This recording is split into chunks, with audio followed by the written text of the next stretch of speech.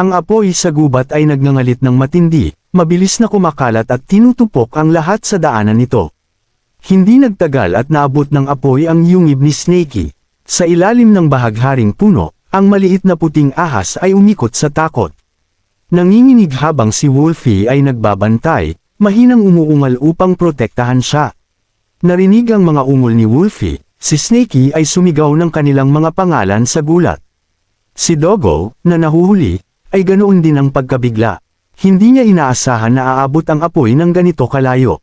Walang pag-aalinlangan, binunot ni Snakey ang bahagharing puno ng buo. Pagkatapos ay pinasabog niya ang isang talisman upang bumuo ng daanan sa gitna ng apoy. Si Snakey ang nanguna habang ang dalawa ay sumusunod ng malapit sa likuran. Si Snakey ay dumura ng tubig na sinusubukang patayin ang apoy. Ngunit ang tubig ay halos agad na natuyo. Tuyot ang bibig ni Snakey dahil sa init, at si Dogo, na sumulyap sa kanya, ay nagsabing ang maliit na dami ng tubig na ito ay hindi makapagliligtas sa gubat. Ang nakapapasong temperatura ay unti-unting nakakaapekto kay Snakey, ngunit ipinaliwanag ni Dogo na ang mga sunog sa gubat na tulad nito ay natural na nangyayari. Lalo na sa mainit na panahon, at iminungkahi na huwag itong masyadong isipin ni Snakey. Ngunit sigurado si Snakey na hindi ito aksidente. Itinuro niya na, gaya ng nabanggit ni Dogo kanina, ang sekta ng pangangaso ng ahas ay madalas na nagtatayo ng mga sangay na bulwagan sa mga lugar na mayaman sa espiritual na enerhiya at mga mapagkukunan ng ahas. Naintindihan ni Dogo ang gustong iparating ni Snakey, malinaw na mayroong isang pangunahing lokasyon sa malapit na perpekto para pagtayuan ng sekta. Pagkatapos ay binanggit ni Snakey ang kanyang pinagmulan, ang lambak ng libu-libong ahas, isang lugar kung saan daan-daang libong ahas ang nagtitipon tuwing tagsibol. Sa wakas ay naikonekta ni Dogo ang mga tuldok at napagtanto na sinusunog ng mga salarin ang bundok upang linisin ang daan para sa pagtatayo ng isang sangay ng sekta. Ngunit para sa ganoong gawain, kakailanganin nila ang isang foundation establishment, o kahit isang core formation cultivator upang mangasiwa nito. Ang pagkatanto na iyon ang nagpagalit kay Snakey. Idineklara niya na hahanapin at papatayin niya ang sinumang responsable dito. Mabilis na hinarang ni Dogo ang daan ni Snakey, sinasabing huwag siyang magpadalos-dalos ngayon. Ipinaalala niya kay Snakey ang kanyang karaniwang maingat na ugali, at iminungkahing mag-focus sa pagkukultivate sa halip na kumilos ng padalos-dalos. Huminga ng malalim si Snakey upang pakalmayan ang sarili, ngunit napansin ang isang bagay sa unahan. Lumingon si Dogo upang tumingin, at agad na napansin ang isang makapangyarihang cultivator na hindi kalayuan. Tinansya ni Dogo ang distansya, at tinatayang ang tao ay mga 30 milya ang layo. Tinanong ni Snakey kung ano ang antas ng cultivation. At si Dogo, na nakangisi, ay nagsabi na hindi na masama. Akala niya ay magtatago kaagad si Snakey tulad noong nakaraan. Ngunit nang ibunyag ni Dogo na ang figure ay nasa yugto ng core formation, si Snakey ay agad na bumaon sa lupa, kalahati lamang ng kanyang ulo ang nakalabas. Napailing si Dogo sa inis at tinukso si Snakey sa pagiging duwag. Idinagdag niya na hindi pa niya natatapos ang pagpapaliwanag. Ang figure ay isang clone lamang, hindi ang tunay na katawan ng cultivator. Ipinaliwanag ni Dogo na ang mga clone ay magkakaiba ang lakas. Ang ilan ay halos kasing lakas ng orihinal, habang ang iba ay kasing hina ng simpleng chi refinement. Bago pa man matapos ni Dogo ang kanyang paliwanag, ang clone ay biglang nagbago ng direksyon, na parang may nahalata.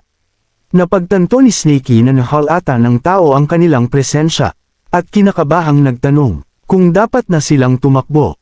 Pinakalma siya ni Dogo na manatili lamang at binuhay ang isang talisman ng pagkukubli. Ipinagmamalaking kahit isang Golden Immortal ay hindi sila matutuntun ngayon. Ilang sandali lang, lumitaw si Xuan Yangzi sa mismong itaas nila. Tiningnan niya ang paligid at nagkomento na ang pamamaraang pagkukubli na kanyang napansin ay dalawa lamang ang makakapagkublik. Sinabi niya na hindi na kailangang magtago. Pagkatapos ay pinatama ang isang malakas na atake sa isang mataas na punto sa malapit. Ang matinding lakas ng atake ay nagpayanig ng hindi mapigilan kay Snakey.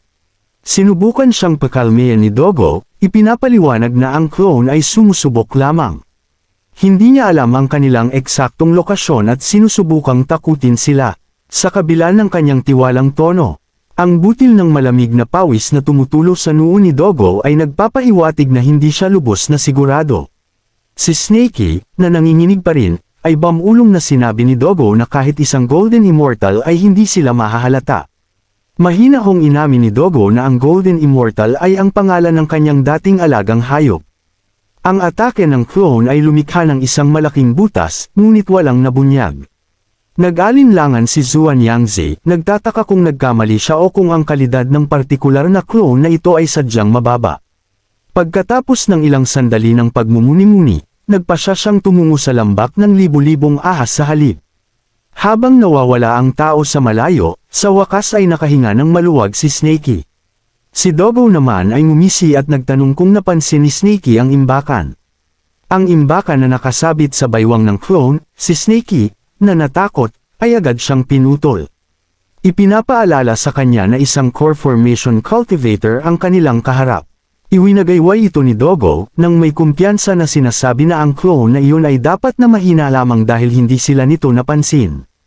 Napansin na may 50% na pagkakataong mapabagsak siya, iminungkahi ni Dogo na hatiin nila ang makukuha ng 50 sa 50. Tutal, ito ang clone ng isang core formation cultivator. Isipin kung gaano karaming spirit stones ang maaaring nasa imbakan na iyon. Gayunpaman, hindi kumbinsido si Snakey. Ikinatwiran niya na kahit talunin nila ang clone, tiyak na maghihiganti ang orihinal na cultivator. At wala siyang balak na magkaroon ng kaaway na ganoong tao. Nang akmang atras na siya, tinanong siya ni Dogo kung hindi ba niya gustong maghayganti. Ang kanyang tahanan, pagkatapos ng lahat, ay naging abo na. Tumahimik si Snakey, nakadarama ng pagkakataon, lumapit si Dogo, bumubulong sa kanyang tainga, nagtatanong. Hindi ba niya kinamumuhian ang ginawa sa kanya? Gusto ba talaga niyang mabuhay ng buong buhay niya bilang isang walang tirahang duwag? Nag-alinlangan si Snakey, ngunit ang 50% na pagkakataon ay hindi sapat para sa kanya.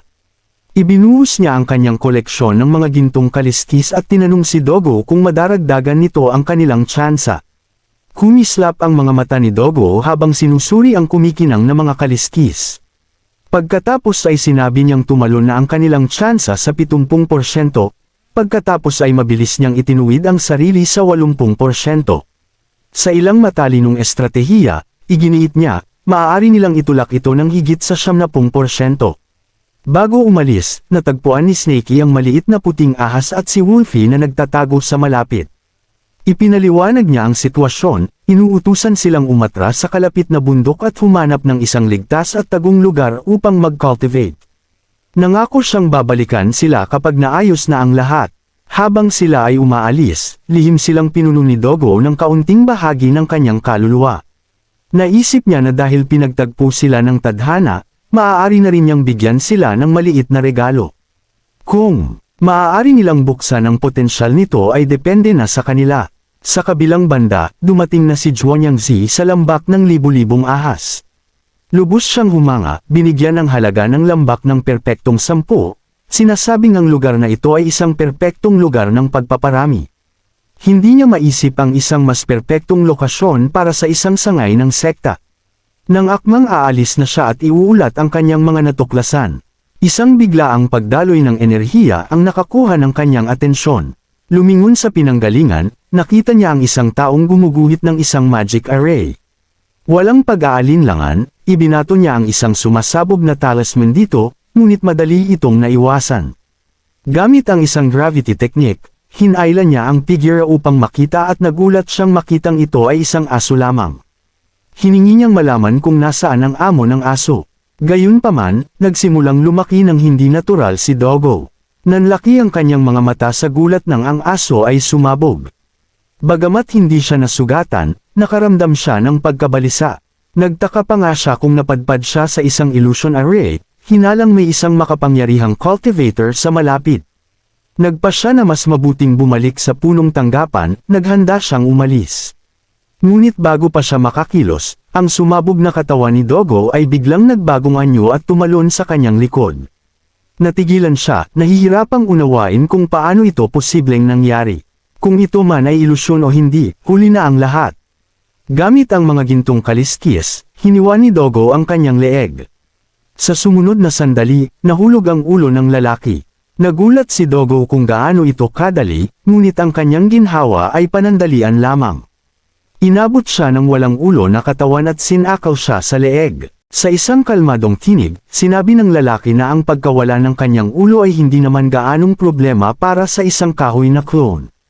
Malamig niyang idinagdag na ang mga taktika ni Dogo ay hindi karapat-dapat sa higit sa 6 sa 10, halos pumasa lang.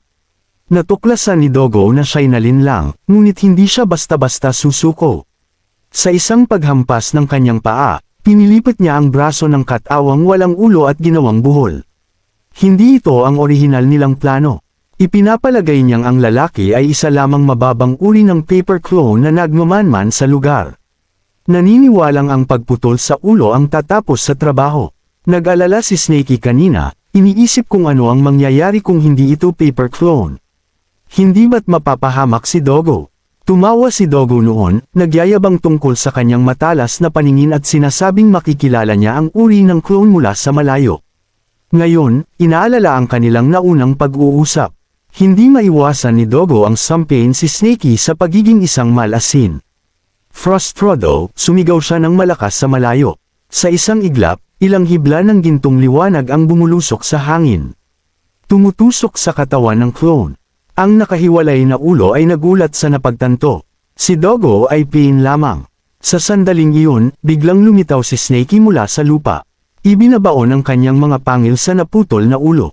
Nang walang pag-aalinlangan, nagpakawala siya ng isang bowl ang apoy, na bumabalot dito sa apoy. Nagulat ang tao na wala siyang naramdaman sa ilalim ng lupa hanggang ngayon. Habang ang ulo ay nauuwi sa abo, naisip niya na ang kanilang pagtutulungan ay karapat-dapat sa perpektong 10. Gayunpaman, si Dogo ay hindi gaanong masigasig. Bumagsak siya sa lupa. Hinihimas ang kanyang ulo at umuungol. Lumabas na ang clone ay kahoy na antas, hindi papel. Bamulong siya tungkol sa kung gaano kamahal ang mga kahoy na clone at kung gaano katawa-tawa ang gumamit ng isa para sa pagmamanman. Nang sulya pa ni Dogo si Snakey, napansin niyang patuloy pa rin itong nagbubuga ng apoy. Nag-aalala, mabilis na sinabi ni Dogo na tumigil ito bago niya aksidenteng masimulan ang isa pang sunog sa gubat. Ikinibit ni Snakey ang kanyang buntot sa inis, pagkatapos ay bumaling kay Dogo, tinitigan siya ng mariin. Akala ni Dogo na nag-aalala si Snakey sa kanya. Ngunit tinanong lamang siya, ito ba ang iyong sinasabing 80% na pagkakataong magtagumpay? Ang dalawa ay nagtalo ng paulit-ulit, habang kinokolekta ni Snakey ang mga gintong kaliskis na nakakalat sa lupa. At ninunguya ang mga ito habang bumubulong tungkol sa kung paano laging puno ng hangin si Dogo.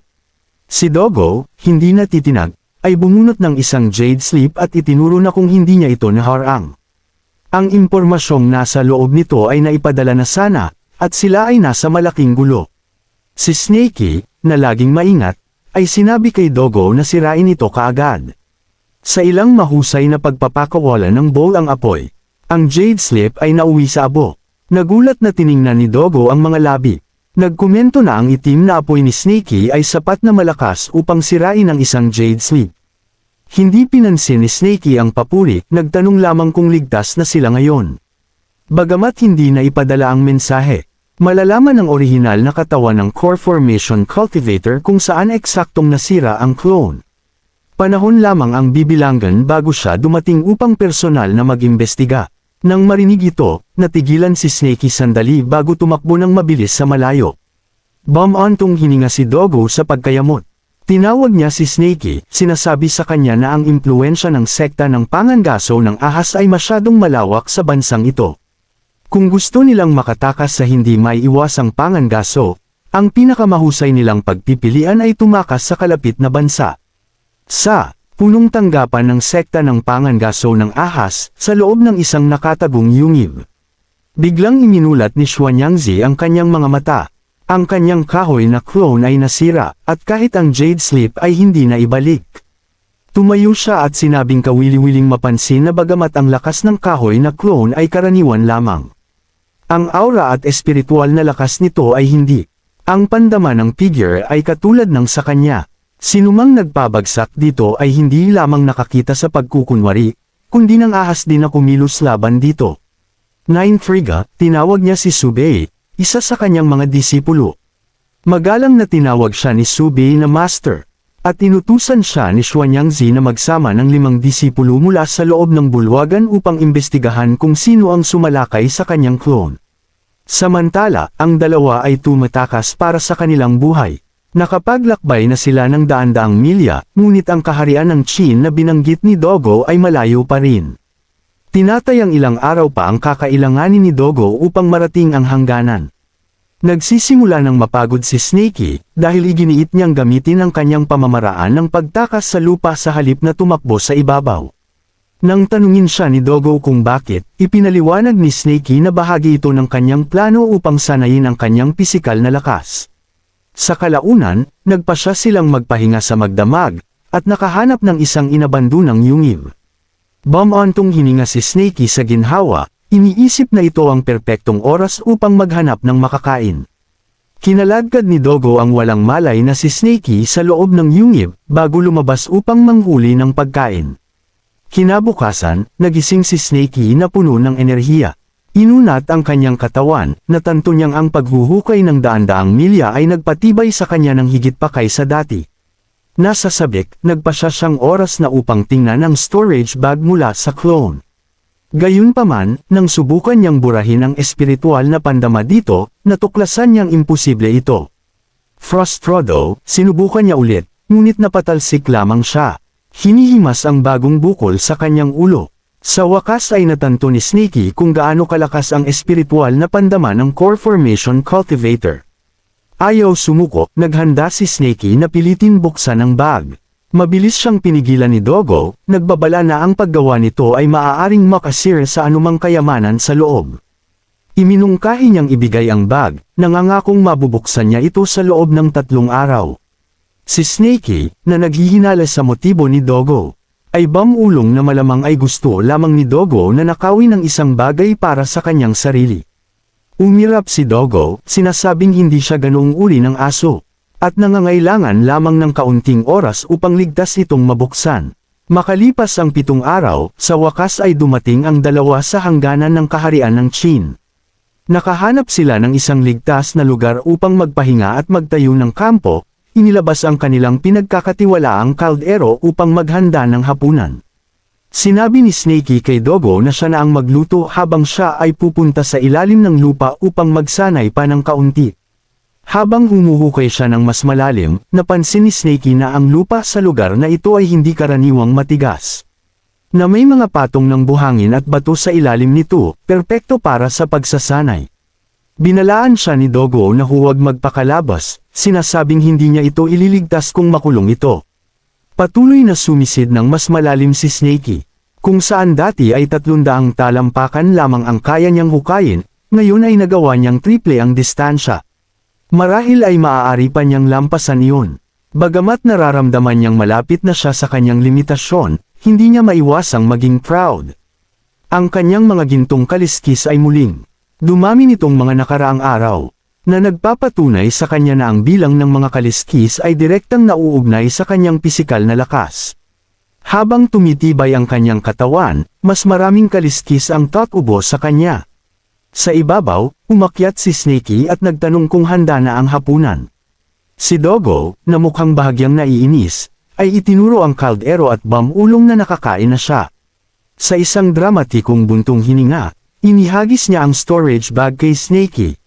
Sinasabing sa wakas ay nagawa niyang buksan ito ngunit wala na siyang lakas.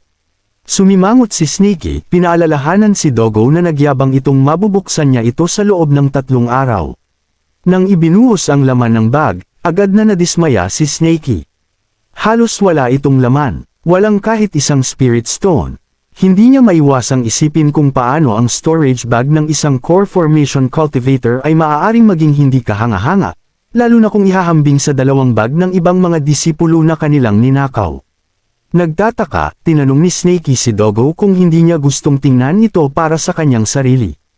Iwinagayway siya ni Dogo, sinasabing walang silbi sa kanya ang mga bagay sa loob at maaaring kunin ni Snakey ang mga ito bilang regalo.